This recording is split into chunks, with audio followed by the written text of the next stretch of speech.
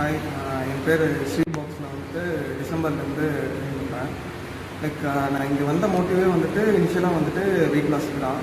Daily எப்படியாவது நான் வந்துட்டு இங்கே K2 பாக்ஸுக்கு வந்துடணும். நான் வந்துட்டு 5 days வந்து கண்டினியூஸாக வர ட்ரை பண்ணேன். நான் வரவும் செஞ்சேன்.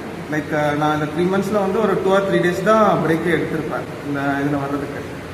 அப்புறம் டயட் வைஸ் நார்மல் டயட் தான். அப்புறம் இங்கே வரும்போது வந்துட்டு அவங்க மெயினாக சொன்னது வந்துட்டு எல்லா ஃபுட்ஸுமே வந்து ஈக்குவலாக எடுக்கணும், ப்ரோட்டீன் வந்து என்ன ரேஷியோவில் எடுக்கணும் அப்படிங்கிற மாதிரி கைட் பண்ணாங்க.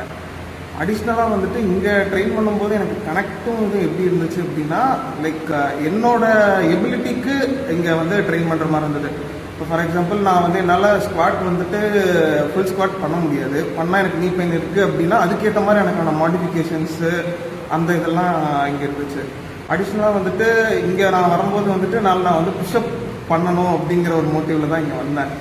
புஷ்அப் வந்துட்டு என்னால் இனிஷியலாக வந்துட்டு மாடிஃபைட் புஷ்அப் தான் பண்ண முடியும். இப்போ ஓரளவுக்கு என்னால் புஷ்அப் பண்ண முடியுது. அடுத்த கோலாக வந்து நான் வந்துட்டு புல்லப்ஸ் இது இந்த 1 hour ட்ரைனிங் செஷன் வந்துட்டு எனக்கு கொஞ்சம் யூஸ்ஃபுல்லாக இருந்தது. என்ன ரீசன்னா, நான் வந்து ஒர்க் போகிறனால என்னால் ரொம்ப டைம் வந்து இங்கே ஸ்பெண்ட் பண்ண முடியாது. அது இல்லாமல் மார்னிங் எந்திரிச்சு 1 hour பண்ணிவிட்டு நான் திரும்ப ஆஃபீஸ் போகிறக்கு எனக்கு அந்த ஃபெட்டிக் இல்லாமல் இருக்குது. இந்த இதில் வந்த ஜேர்னியில் இந்த 3 months நான் ஒரு அரௌண்ட் 10 kg வந்து லாஸ் பண்ணியிருக்கேன்.